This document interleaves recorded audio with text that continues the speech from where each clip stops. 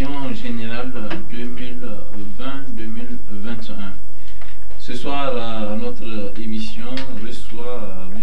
Ismaël Badroum Modo. Il est le premier vice-président de l'organisation de la jeunesse d'Area OGT. Il est le directeur de cabinet du ministère de l'enseignement primaire depuis près de 5 ans. Monsieur Ismaël, bonsoir. Bonsoir.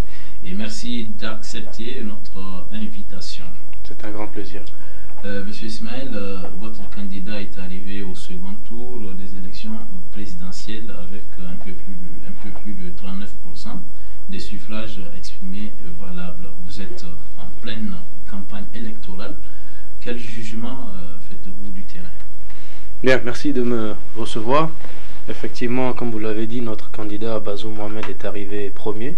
Pour sa première participation à une élection présidentielle, il a obtenu 40%, avec 1 million de voix d'écart entre lui et le second.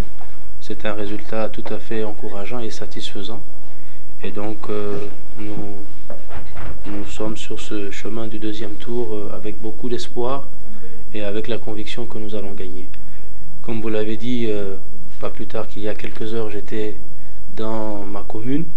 Nous sillonnons les villages avec les partis qui nous ont rejoints, notamment les partis les plus importants, les partis qui ont un ancrage national, le MNSD Nassara, le MPR Jamouria. Je peux vous dire que les populations sont extrêmement réceptives à notre message. Nous sommes au fond en train de faire ce que le président Bazoum a fait pendant tous ces derniers mois. Il est allé à la rencontre de nos concitoyens pour leur faire part du bilan qui est le nôtre, du bilan du président de la République, Mahamadou Issoufou. Et ce bilan, nous au PNDS d'Area, nous en sommes très fiers. Parce que le chef de l'État, au regard de ce qu'il a accompli pendant les 10 années, nous pouvons dire qu'il a rempli son contrat avec les Nigériens. Je ne vais pas rentrer dans tous les domaines, mais lorsque vous prenez la sécurité, le président Issoufou a veillé à ce que les effectifs de notre armée doublent. Ils sont passés, je crois, de 11 000 à plus de 23 000. Ça, c'est un effort très important.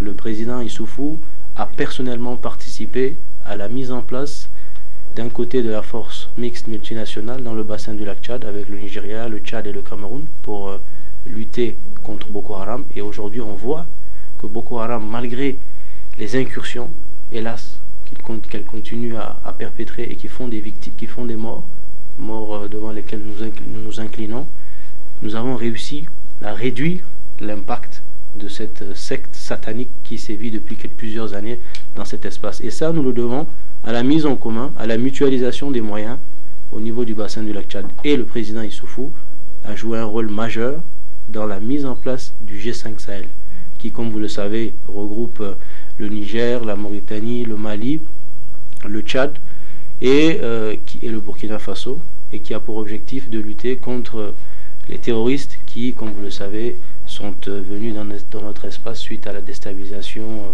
de l'État libyen. Justement, M. Ismaël, vous parlez de la sécurité. La sécurité, un des points sur lesquels justement l'opposition politique attaque beaucoup votre candidat, qui, il faut le rappeler, était resté à la tête du ministère de l'Intérieur pendant des années. Et par rapport à ces attaques, qu'est-ce que vous avez à dire? Ce que nous avons à dire, c'est très simple. Pendant ces 10 années, lorsque le président Mahamadou Issoufou est arrivé au pouvoir, il était déjà question, vous savez, sur le plan international, d'attaquer, entre guillemets, la Libye. Vous vous souvenez, il y a eu ce qu'on avait appelé les printemps arabes, et la Libye était aussi en plein trouble.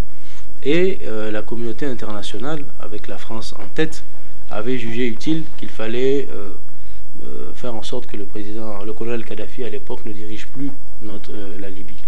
Le président Mahamadou Issoufou, il faut insister là-dessus, il est le seul président de l'Afrique de l'Ouest à avoir attiré l'attention de la communauté internationale sur les déflagrations d'une déstabilisation de la Libye. Il avait dit attention, le colonel Kadhafi n'est certes pas un parangon de vertu, mais enfin, si vous déstabilisez la Libye, nous en subirons les conséquences. Et c'est ce dans quoi nous sommes aujourd'hui.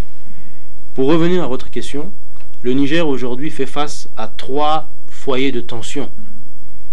Comme je le disais tout à l'heure, dans le bassin du lac Tchad, ce sont des forces obscurantistes qui viennent d'ailleurs, qui viennent du Nigeria. Elles ne sont pas nigériennes, à ce que je sache. Au nord, à la frontière libyenne, nous faisons face effectivement à ce que je disais tout à l'heure, aux conséquences de la déstabilisation de la Libye. Là également, ce n'est pas du ressort du Niger.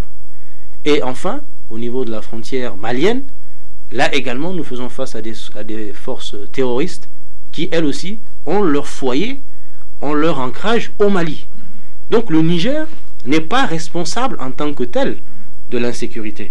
Le Niger subit les conséquences de l'insécurité dans ces 3 pays-là. Et le Niger, il a fallu que nous tenions face à cela. Aucun expert militaire, avec l'étendue de nos frontières avec ces pays-là, avec la faiblesse de nos moyens dans le domaine sécuritaire à l'époque, aucun expert militaire n'aurait prédit que l'État du Niger serait resté, entre guillemets, debout, hors de l'eau. Mais le président Issoufou, grâce à sa vision, grâce aux moyens qu'il a accordés à la sécurité, grâce au plaidoyer qu'il a mené sur le plan international avec nos partenaires, notamment nos partenaires français, qui nous aident, comme vous le savez, dans le cadre de la force Barkhane, nous avons réussi à tenir. Nous ne nous disons pas que tout est sous contrôle. Il y a encore, hélas, des incursions. Mais nous avons tenu. Ce gouvernement a tenu. Et le ministre d'État, Bazoum Mohamed, lorsqu'il était au ministère de l'Intérieur, a pleinement participé à cela. Et je vais vous donner un exemple. C'est lorsque le ministre d'État, Bazoum Mohamed, était au ministère de l'Intérieur, qu'un plan très vigoureux a été mis en place dans la région d'Agadez pour faire face aux bandes de passeurs qui faisaient passer les migrants de façon clandestine vers la Libye pour qu'ils puissent à terme rejoindre l'Europe. C'était une zone de transit, il y avait plusieurs dizaines de milliers de migrants qui passaient par là. Grâce au plan qui a été mis en œuvre à l'époque, sous la houlette du ministre de l'Intérieur, nous avons enregistré, je crois, une réduction de plus de... Je crois que c'est passé du simple... disons que c'est entre une dizaine de milliers, on est passé à quelques milliers aujourd'hui de migrants qui passent dans cet endroit-là.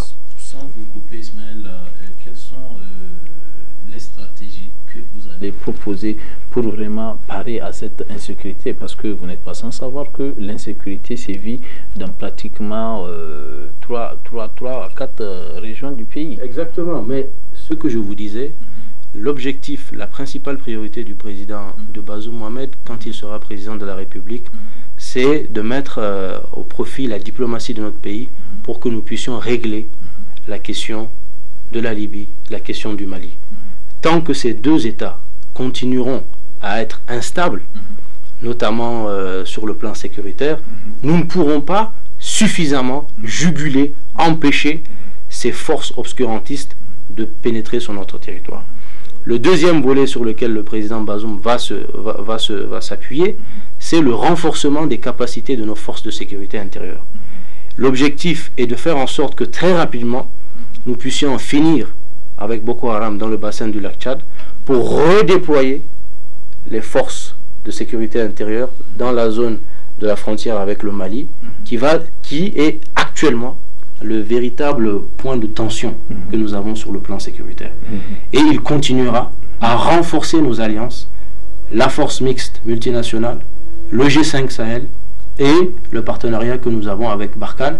Et aussi, j'annonce aussi, et ça le président Issoufou a beaucoup bataillé pour cela, la mise en place de la force Takuba. La force Takuba, c'est une force qui doit regrouper des soldats d'élite de certains pays européens qui doivent venir au secours des armées africaines. Mais malgré cela, nous saluons la résilience de nos populations qui font face à cette insécurité. Nous saluons la détermination et l'engagement de nos forces de défense et de sécurité. Je crois que récemment, un classement avait montré que l'armée nigérienne avait un très bon positionnement et nous en sommes fiers. C'est le fruit de leur courage, de leur labeur, mais c'est aussi le fruit de ceux qui ont pensé qu'il fallait, dans ce moment-là dans lequel nous sommes, en consacrant 17 à 18% du budget à la sécurité, ceux qui ont pensé qu'il fallait faire en sorte de les appuyer pour que nous puissions, comme je disais, maintenir le Niger hors de l'eau. D'accord, ça c'est le volet sécurité. Monsieur Ismaël, je le disais tantôt, vous êtes venu avec pratiquement 40%, n'est-ce pas? Votre candidat est qualifié avec pratiquement 40% de suffrages exprimés valables. Vous avez également le soutien de 95 partis politiques, dont le troisième et le quatrième. Exactement. Mais cette année, nous savons que il y a de gauche à droite des déclarations qui disent que ils ne soutiennent pas les leaders là justement des grands partis là qui vous soutiennent. Qu'est-ce que cela vous dit? Écoutez, comme vous l'avez dit, nous sommes arrivés largement en tête et nous nous félicitons d'avoir aujourd'hui la plus grande coalition de partis politiques qui n'ait jamais existé au Niger. 95. Il n'y a jamais eu une coalition aussi large et aussi, je dirais, hétéroclite dans sa composition qui soutienne un candidat. Cela veut dire que notre candidat est crédité de cette qualité de rassembleur. Pour diriger un pays, il faut rassembler. Pour diriger un pays, il faut agréger. Et donc, le fait que tous ces candidats malheureux et au-delà, beaucoup de partis qui ont choisi de ne pas aller aux élections dès le premier tour ont décidé de soutenir le candidat Bazoum Mohamed. C'est un signe déjà qui montre que, Inch'Allah, les choses sont dans le pipeline, entre guillemets, pour que le président Bazoum soit candidat. Maintenant, comme vous l'avez dit, nous avons enregistré la venue du MNSD Nassara et du MPR Jamouria, deux partis qui sont des partis nationaux, deux partis avec lesquels nous avons gouverné ces dernières années. C'est tout à fait logique que ces deux-là nous soutiennent, ce d'autant plus qu'ils ont dit dans les déclarations respectives qu'ils ont faites que leur programme et le programme du président Bazoum Mohamed avaient le plus de points communs. Donc au fond, nous avons un candidat qui rassemble et nous avons de l'autre un candidat qui, nous, de notre point de vue, n'est plus l'homme de cette période-là. Le président Ousmane, avec tout le respect qui est dû à sa personne, a été président de la République, ça fait bientôt 30 ans.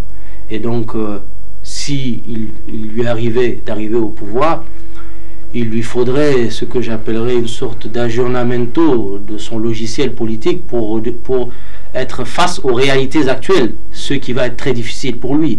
Mais surtout, son grand handicap, le président Ousmane n'a qu'un seul programme. Ce programme, c'est la dissolution de l'Assemblée nationale, parce qu'il ne pourra pas gouverner. L'Assemblée nationale est d'ores. Mais si vous voulez, la dissolution d'une Assemblée nationale, ce n'est pas un projet de société. Un candidat à une élection présidentielle se doit de présenter aux Nigériens, à ses compatriotes de manière générale, un programme qui prenne en charge les défis les plus urgents. Le défi le plus urgent du Niger, ce n'est pas que l'Assemblée nationale soit dissoute alors qu'elle vient à peine les députés viennent à peine d'être élus. Et si vous voulez, le Niger ne peut pas se permettre le luxe, n'a ni les moyens, ni le temps, aussitôt après un cycle électoral assez chargé, élections municipales, élections législatives, élections présidentielles, premier et deuxième tour, ne peut pas se permettre le luxe de retourner aux urnes. Il faut se mettre au travail. Et pour cela, nous avons un candidat, Bazoum Mohamed, qui est opérationnel. Il est au cœur du pouvoir depuis 10 années. C'est un homme d'expérience, c'est un homme honnête, c'est un homme responsable, et nous pensons que c'est l'homme qu'il faut pour le Niger actuellement. C'est l'homme qui saura consolider, comme le dit son programme, consolider les acquis du président Issoufou, dont nous sommes fiers, encore une fois, et permettre d'avancer vers davantage de progrès. Mais vous pensez que pour Ousmane, la seule solution, une fois au pouvoir, c'est de dissoudre l'Assemblée nationale? Mais comment va-t-il diriger? Qui met en œuvre la politique du président de la République? C'est le gouvernement. Oui. Mais le gouvernement, nous sommes dans un régime semi-présidentiel. Oui. Si l'Assemblée nationale n'est pas de votre bord, mais comment pouvez-vous diriger un pays? Aussitôt élu le président Ousmane. Je vais vous donner un exemple sous d'autres cieux. On n'a pas dissous l'Assemblée nationale. Hein. On peut prendre l'exemple de la RDC. La RDC, le président n'a pas dissous l'Assemblée nationale, mais il a procédé à d'autres approches avec d'autres partis politiques. À quel prix? Le président Tshisekedi est élu depuis 2 ans. Depuis 2 ans, il n'a pas pu mettre en œuvre une seule mesure de son programme parce que justement, il a composé avec une majorité qui ne lui était pas acquise, qui était celle de l'ancien président Joseph Kabila. Ils n'étaient pas ensemble. La preuve, c'est que tout cela a périclité, tout cela a fait pchit. Ils n'ont pas pu. Il n'y a pas une mesure que le président Tshisekedi a pu mettre en œuvre. Toutes les mesures qu'il a voulu mettre en œuvre, lui-même, cela a été rapporté, cela est documenté, lui-même a reproché aux membres du gouvernement de ne pas mettre en œuvre ces mesures parce que tout simplement, le gouvernement était acquis à l'ancien président Joseph Kabila et il se disait que s'il mettait en œuvre les mesures du président Tshisekedi, cela obérait les chances pour Joseph Kabila de revenir au pouvoir éventuellement. Donc ça n'a pas marché. Et ça n'a pas marché au point que le président Tshisekedi a été obligé de trouver tout un tas d'astuces. Mais je ne pense pas que le Niger puisse se permettre 2 ans de chicaya politique. Nous n'avons pas 2 ans à perdre. Nous avons besoin d'un président qui a une majorité et un gouvernement pour gouverner.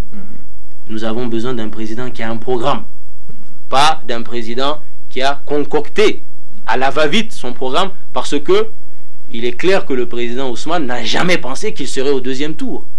Il ne l'a jamais pensé. Et d'ailleurs, j'ai noté que le président Ousmane, curieusement, lors du 1er tour, n'a fait campagne quasiment que dans sa région natale. C'est son droit. Mais enfin, pour un ancien président de la République et pour quelqu'un qui aspire à le redevenir, je pense qu'il eût été utile de faire campagne sur l'ensemble du territoire. Cela veut dire qu'il sait très bien que la région de Zinder seulement ne pouvait pas suffire pour le faire élire. Et d'ailleurs, les 7 députés qu'il a eus, je crois que l'essentiel, c'est dans la région de Zinder. Donc, vous voyez, le président Ousmane ne s'attendait pas à cela. Le président Ousmane, nous savons tous comment il a fait pour arriver au second tour. Il a bénéficié du soutien de quelqu'un qui, ne pouvant pas se présenter, au lieu de choisir quelqu'un de sa formation politique, a préféré choisir quelqu'un d'autre. Ce qui est dommage. Il l'a fait. Et aujourd'hui, je trouve que le principal soutien du candidat Mahaman Ousmane est plus qu'encombrant. Mais rendez-vous compte, le niveau du débat. Nous avons un ancien Premier ministre, ancien président de l'Assemblée nationale, et quelqu'un qui prétend un jour diriger ce pays, qui base ses arguments de campagne sur la couleur de peau. Non mais franchement, je vous pose la question. Est-ce qu'au XXIe siècle, nous pouvons nous permettre de faire campagne sur des arguments liés à la couleur de notre peau? Je pense que... Il faut nous donner... Mais il l'a dit clairement. Il l'a dit. Borbi no gaba borbi. Borbi no gaborbi doribay. Mais qu'est-ce que cela veut dire? Cela veut dire que... Vous voulez parler de la nigérité du candidat Non, c'est autre chose. D'ailleurs, sur ce débat-là, déjà, je reviens sur ces propos. Moi, je trouve que ce sont des propos. En tant que jeune, ce n'est pas en tant que militant d'un parti politique. En tant que jeune, je trouve ces propos scandaleux. Je trouve ces propos indignes de quelqu'un qui a occupé des fonctions aussi importantes. Nous ne pouvons pas, au XXIe siècle, nous permettre des propos comme ça, qui s'apparentent plus même à du fascisme. Des propos comme ça, je rappelle qu'il y a eu des leaders aussi qui ont eu à tenir des propos. Non, les leaders n'ont jamais tenu des propos sur la couleur de peau. Ce ne sont pas des propos en période de campagne. La campagne, c'est le moment de la confrontation des idées. Programme contre programme. Nous avons un programme. Nous avons une vision, la vision d'un homme qui est résumée dans ce programme. Et c'est un programme sérieux, clair, chiffré, basé sur l'expérience du pouvoir. En face, ils n'ont pas de programme. Comme je vous dis, il n'a pas pensé être au second tour. Il a concocté un programme qui est un enchaînement d'idées générales Et lorsque vous creusez, c'est un programme qui se concentre plus sur les défis du Niger, mais qui ne vous dit pas comment les régler. Or, nous décrivons les défis parce que nous les connaissons. Ça fait 10 années que nous sommes à la tête de ce pays. Et nous décrivons la manière avec laquelle nous allons les régler. Ce qui n'est pas le cas du camp adverse. Maintenant, sur les questions de nationalité, nous avons suivi ce débat, excusez-moi, abject, qui a été fait contre notre candidat. Mais c'est curieux. C'est curieux. Dans le camp adverse, nous avons d'un côté un ancien Premier ministre et un ancien président de l'Assemblée nationale qui nous dit qu'en gros, notre candidat n'est pas d'origine nigérienne. Et récemment, nous avons entendu un ancien Premier ministre, le Premier ministre qui a eu le mandat le plus court de l'histoire, peut-être même du monde, qui dit que notre candidat, qu'au soir du 21 février... Ici, réfléchissez, vous trouverez... Ici au Niger? Ici au Niger, un ancien Premier ministre nigérien, un ancien ministre d'État du plan, peut-être que ça va vous rafraîchir la mémoire, qui dit que au soir du 21 février, c'est comment voulez-vous que le candidat non nigérien puisse l'emporter face au candidat nigérien. Donc, il y a un glissement de sémantique. Au départ, notre candidat n'était pas d'origine nigérienne, mais quand même, on lui reconnaissait qu'il était nigérien. Mais maintenant, on a passé le Rubicon, il n'est plus nigérien. Il n'est plus nigérien, franchement. Que ce soit l'ancien Premier ministre et l'ancien président de l'Assemblée nationale, il était Premier ministre lorsque le ministre d'État Bazoum était ministre des Affaires étrangères. Mais pourquoi n'avait-il pas relevé le fait que le candidat nigérien, le candidat Bazoum n'était pas nigérien? Monsieur Cissé, il était ministre d'État sous le régime de Mahamadou Issoufou. Il siégeait, je crois, côte à côte du ministre Bazoum, parce qu'ils étaient tous les deux ministres d'État. Mais ça ne l'avait pas dérangé que le ministre d'État Bazoum défende les intérêts du Niger à l'étranger, alors qu'il n'était pas nigérien. Mais pourquoi ne l'avait-il pas dit à cette époque-là? Si lui, il prétend que le candidat Bazoum n'est même pas nigérien, mais dans ce cas, il aurait fallu qu'il le dise. Qu'il dise, mais je refuse de siéger à la table du Conseil des ministres avec un non-nigérien. Non-nigérien qui a de surcroît le rôle éminent de défendre les intérêts du Niger à l'étranger. Donc vous voyez, ces arguments de campagne n'en sont pas. Oui, voilà. Mais bon, peut-être moi je me dis, est-ce que dans la Constitution, pour ce qui concerne les autres postes, autres que le fauteuil présidentiel, est-ce que la Constitution amène la question de nationalité? Écoutez, c'est simple. Oui. Pour la présidence, pour les postes, la Constitution ne dit pas cela. Mais il faut quand même, pour être ministre, vous reconnaissez avec moi qu'on peut être ministre, il faut être ministre nigérien quand même. Vous voyez, même si vous avez une origine étrangère, il faut que vous soyez nigérien. Voilà. Pour être président de la République, on dit que vous devez être de nationalité d'origine, n'est-ce pas? D'origine nigérienne. Oui. Pour être de nationalité d'origine nigérienne, il faut que vous ayez, la loi le dit, il faut que vous ayez un de vos ascendants, donc votre père ou votre mère, qui soit nigérien et qui soit né sur le sol. Le président Bazoum Mohamed a produit l'acte de naissance de sa mère, qui montre que non seulement elle est nigérienne, mais en plus elle est née au Niger. Et je n'ai pas entendu l'opposition critiquer cet acte-là. Deuxièmement, je vais vous dire, et nous l'avons déjà dit au niveau du PNDS derrière, la famille du président Bazoum est sur le territoire nigérien depuis 1842. 1842. Okay. Avant même que nous soyons, forcément, que le territoire soit Niger, que le territoire devienne le Niger. Donc, vous voyez, il a bel et bien son ancrage sur le sol nigérien. Et je termine par là. Vous savez qu'en 1961, il y a eu une loi, juste après donc l'indépendance, loi qui a dit que au moment de l'indépendance de notre pays, tout celui qui résidait régulièrement sur le sol devenu Niger est réputé nigérien d'origine. Cela veut dire quoi? Même si le président Bazoum Mohamed était né au Costa Rica, il serait d'origine nigérienne en vertu de cette loi-là. Donc vous voyez, ça c'est même le cas extrême. Vous voyez, même dans le cas extrême, la loi, elle est en notre faveur. La Cour constitutionnelle s'est prononcée sur cela.